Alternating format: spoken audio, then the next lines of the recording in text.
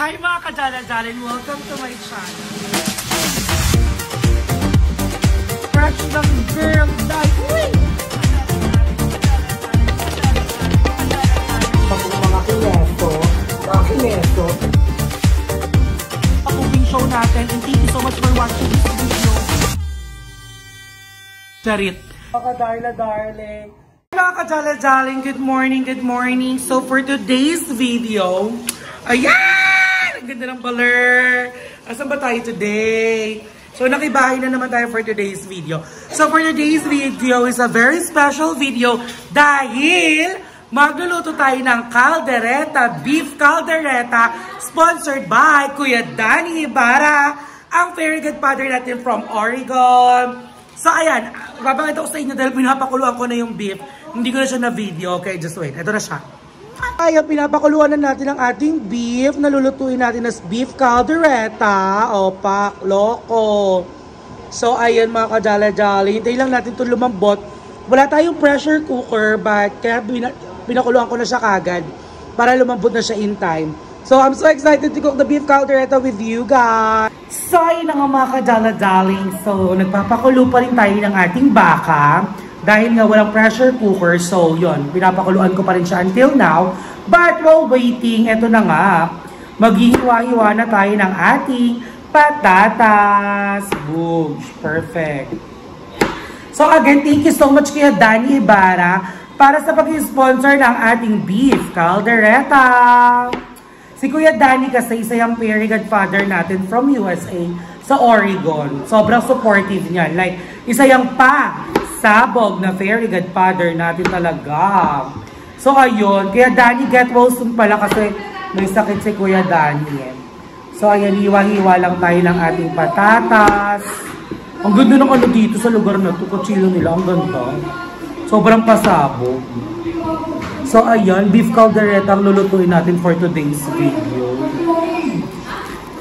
So, hiwain na natin ang ating sibuyas. Pakoloko. Bet mo yun habang vlog. Nagchichika-chikahan sila. Kasi kagabi, umulan ng malakas dito sa Manila. And then, andito nga ako, nasa ano ko pa kasi ng Pasay. So, pagpunta ko sa bahay ng lola at lolo ko, binabaha yung loob. Kaya nakakaano talaga, very alarming. Kasi naalala ko, nung hindi pa yun napapaayos, never nagbaha yung loob nun. Pero ngayon na inayos, nagbabaha na yung loob niya and I don't know what happened. Talagang nagulat talaga ako as in, hindi naman totally nagbaha pero alam mo talaga yung pag nakita mo yung sahig na imposible, hindi naman baha dun sa may labas namin, papunta dun sa bahay. Pero yung mismong kalsada baha. Pero yung labas namin dun, yung papasok, dun sa may from the gate, papasok dun sa bahay, hindi naman baha. As in, wala talagang tubig. Pero nagulat ako pagpasok sa loob, yung loob baha. As in talagang may tubig talaga sa loob, nakakaloka. So, ayun, yun yung pinagtatanong ng paano at kung saan nanggagaling yun. So, para ma-resolve. So, mga dala-daling na baby, hopefully, mapaayos yun kasi nga kawawa naman yung dalawang matanda dun sa Santa Mesa. So, I'm thinking na baka yun muna yung pagtuunan ko ng pansin kapag, you know, sa first sahod na, sa first revenue natin.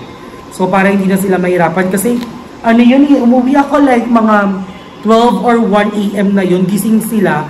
At ayun, talagang may bahay loob. So, ang ginagawa is, nilalagyan namin siya ng parang damit or basahan para masipsip yun. Tapos, pinipiga namin. So, I have no time na para i-record yun kagabi. Pero nakakaloka talaga, as in nakakaloka yung nangyari na yun. Kasi kung kailan siya ginawa, tsaka pa siya nagkaroon ng gano'n. So, I was thinking, kasi nagagalit siya sa ilalim ng lababo. Which is, on a normal days naman, kung may tagas talaga yung mga tubo doon, nagbabaha siya pero pag hindi naman umuulan, wala naman. So, kaya, ayun, tinitignan namin, nag-brainstorming kami, kung saan talaga nanggaling yung tubig, na alam mo yun, na nagbaha, pero talaga nagmumula siya sa lababo. So, kasi nga yun, yung taas nun, wala pang bubong. So, I'm thinking na baka maybe yung mga lining ng mga tubo, alam mo yun, na pababa from the second floor, yung may problema. So, kaya yun yung tinitingnan namin. Kaso wala pang way para umakyat dun sa taas kasi sa likod yun eh. Sa likod yung daan, so maraming nakatambak. So, hindi ko siya nasilip talaga kagabi. But, yun, titignan natin at kung paano natin yun maayos.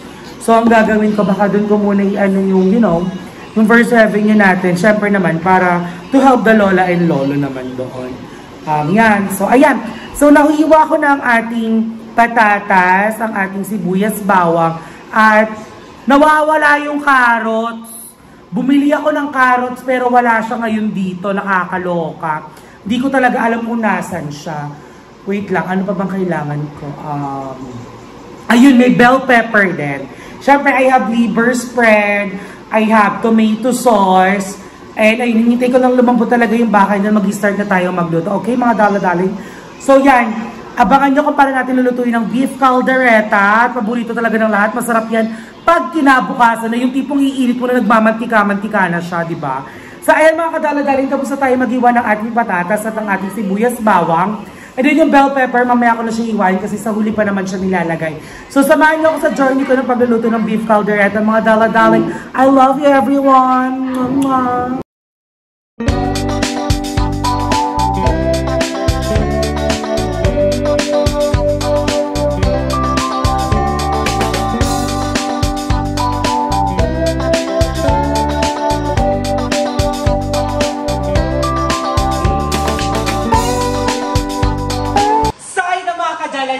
So, I think medyo malambot na ang ating baka. Malambot na siya.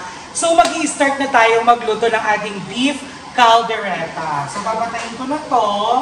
Tatakpan natin siya. And then, kailangan natin siya ng basakan. Yan. Set aside lang natin siya. And then, dito natin lulutuin ang ating beef caldereta. Ang ganda ng view, di ba mga dala-dale? Iba to. Bakit ayaw? Ayan. So, the first thing na gagawin ko is, lulutuin ko muna, ipiprito ko ng very light ang ating patatas. Tignan nyo malagay ng cooking oil, oh. Shala! So, ayan. So, i-fry lang natin ng half-cook yung ating patatas bago tayo mag-start mag-isa ng sibuyas bawang at lutuin ang ating beef caldereta, okay? Plakada. So, yan. Gusto mo ganito yung lutuan, kabog, di ba? Shala-shala! Kanino kayong bahay ko? So, ayan, hintayin lang natin uminit ang ating fan. So, I think medyo mainit na siya kagad. Kasi medyo nilakas na po yung apoy. Di ba? Narinig yun, napiprito na siya. So, binabad ko pala ang patatas sa tubig kasi nga, kapag ang gulay hindi mo siya nilagyan ng tubig, hindi siya na nangingitim. So, ayan. Perfect. Yan. So, i-fry lang natin ito ng very light, okay? Then, after natin itong i-fry, pag medyo, alam mo yun, medyo luto-luto na siya ng very light, tsaka tayo magsisimula magbisa ng ating sibuyas bawang. At sisimulan natin lutuin ng ating beef caldereta.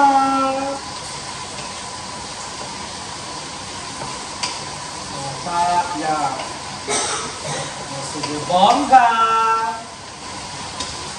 So, ayan, nakikita nyo, diba? Piniprito-prito na natin ng very light ang ating patatas. At wala tayong carrots. At alam ko mapapansin nyo, bakit walang carrots? Nawawala po yung carrots na binili ko, nakakaloka. Hindi ko alam kung saan siya napunta. So, ayan mga dala-daling, i-wait lang natin maluto to. And then after that, magigisa na tayo. I love ya! So, ayan mga kadala-daling, medyo luto na ang ating patatas. So, hahangin na natin siya.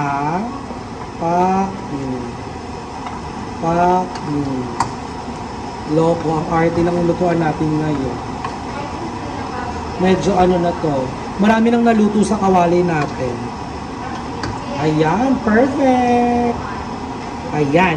So, ayan, sisimulan na natin i-gisa ang ating sibuyas bawang. So, ilagay na natin ang ating sibuyas bawang. Sabay na yan. Ayan, nakikita nyo naman. Matihinaan na natin ito. Ayan, gisa-gisa lang ng sibuyas bawang. Perfect, lakada. Lakada. Diba? So, ayan, kamusta na ba ang mga dala-daling ko dyan? So, it's na naman pong Darla Sarap Darla ang ating ulam for today. Yan, perfect. So, hihintayin lang natin mag-golden brown yung sibuyas bawang natin. And after that, ilalagay na natin ang ating baka. Okay? Perfect. So, ayan, check lang yan. Okay, so lalagyan natin siya ng konting pangpaanghang. Ito, may ginugunting ang sili.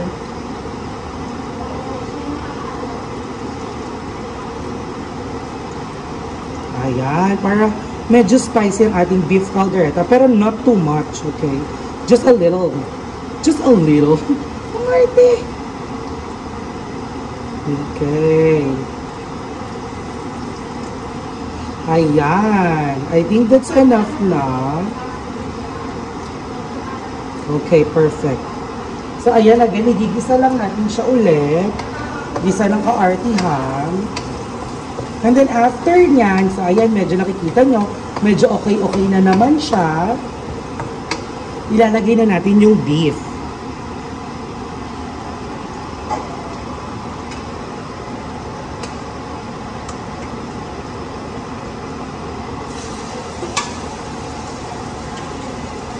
Ayan, ilagay na natin ang ating beef.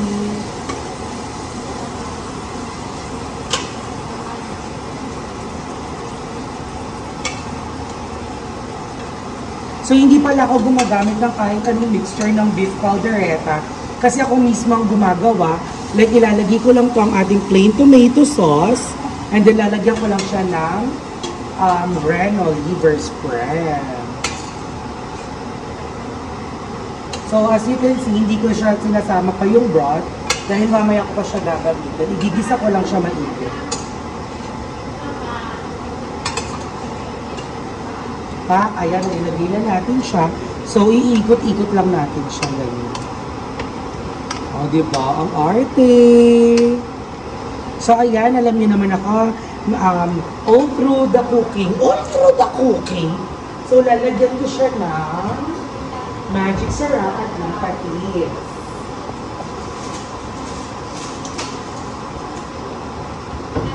Okay. So, ang magic syrup at patis na ilalagay natin dito ay hanggang dulo na siya. Wala na tayong idadagdag na kahit ano pang panglagay. O, syempre patis. Magic syrup, dato puti, baka naman. Lakada. So, hahaluin lang natin siya, syempre.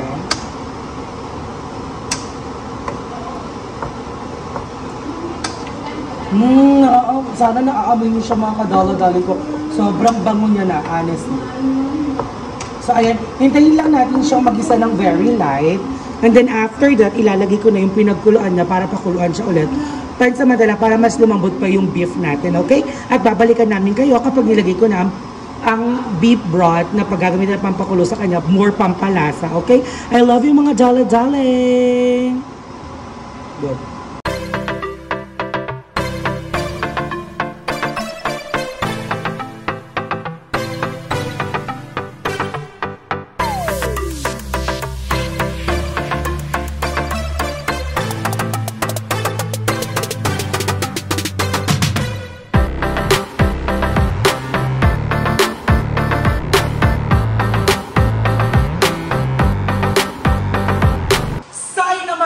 Dahil nilagay ko na yung pinagkuluan ng ating baka para sa ating beef caldereta. So ngayon, ilalagay ko na ang ating tomato sauce.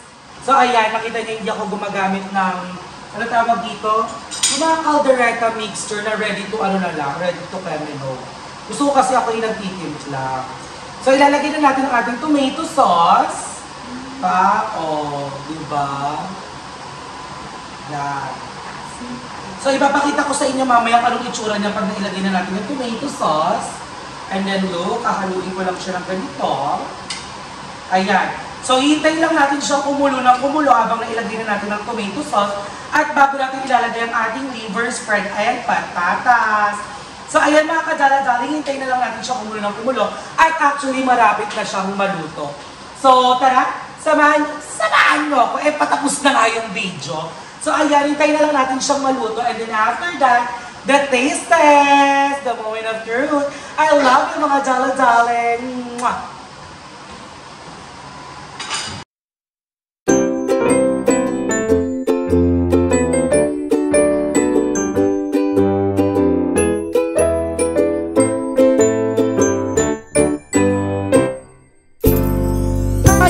Jala-jaling at nakikita nyo naman na kulong-kulo na ang ating baka na may tomato sauce at ilalagay na natin ang ating patatas para pakuluan siya ng very light para naman hindi siya matigas. And again, low heat pa lang lagi tayo jala-jaling at never natin lalakasan ang ating apoy.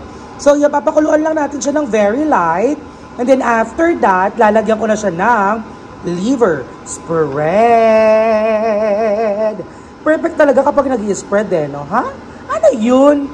So, ayan mga kajala-jaling, let's just wait for some minutes. Ha? Nag-i-English. At ilalagay na natin ating liver spread. At again, later, moment of truth, it's taste test. Mwah, mwah. So, ayun na nga mga kajala-jaling, nakalagay na ang ating liver spread at hahaluin lang natin siya. Yan. Ang ganda ng kulay, oh. Ang liver spread kasi is pampalinamnam siya at also, pampalapot siya ng sabaw. Pako. Kaldereto na ang itsura niya. Diba? Okay, so ayan, halong-halong na yan. So, hintayin na lang natin siya kumulo ng kumulo at luto na ang ating beef caldereta. Alright mga jala-jaling, I love you!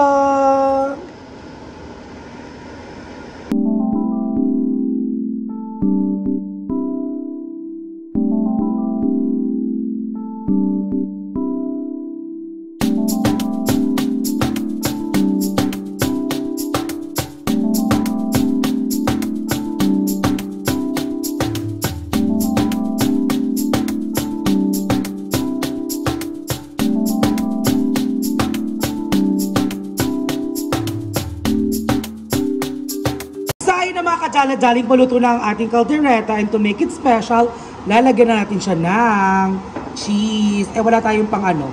Walang grater. Yan, okay lang yan kahit walang grater. Improvised grater. Siyempre, para creamy and cheesy. Kako, boobs.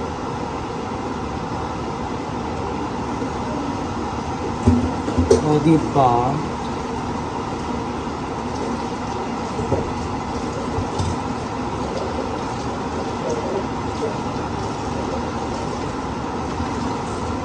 Okay, I think that's enough mga kajala-jaling. I love ya!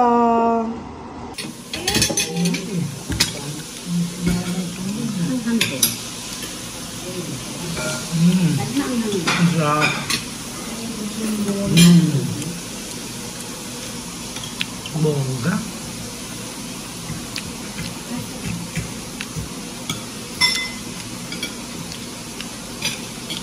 Sika na.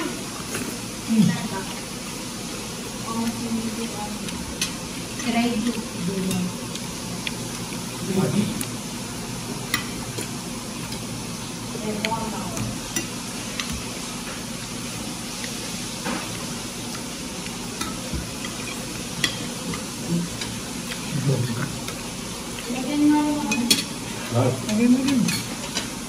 Ay na nga mga kajala-jaling, tapos na tayo kumain at hindi tayo masyado nakapag-video ng pagkain natin. Dahil niya kasi ako kasama ko yung ibang mga family, kineza, churro. So, yung taste test, hindi ko na masyadong nagawa. So anyways, thank you so for supporting all of my videos and always being there to support Dala. Charis. And thank you so much sa pag-support din sa lahat ng video ng mga bayot sa ina-upload nila. And again, thank you so much kay Danny Ibarra for sponsoring our beef caldereta. I love ya!